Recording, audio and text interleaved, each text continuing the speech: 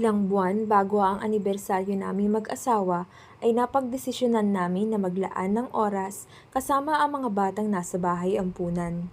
Nag-search kami sa internet ng mga orphanage na malapit sa aming mga tahanan at napili namin ang Mercy House of the Philippines bilang beneficiary sa aming gagawing community outreach. December 5 ay namili na kami sa Silang Cavite ng mga librong pambata, art supplies, at iba pang pagkain na maaari naming ibahagi sa Mercy House of the Philippines.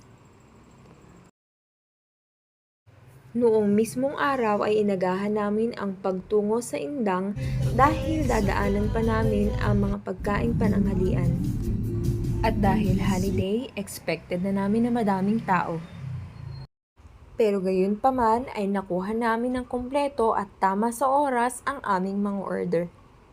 Ang Mercy House of the Philippines ay isang all-boys orphanage at ayon kay Miss Abby, ang aming coordinator, ay weekly silang nagsasagawa ng community outreach sa isang hollow block site kung saan namin sinagawa ang aming lunch. Kayo. So, batiin nyo nga isang malakas na happy anniversary po.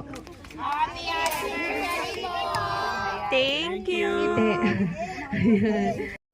Na-witness naming mag-asawa ang kanilang programa na inumpisahan sa isang Christian prayer.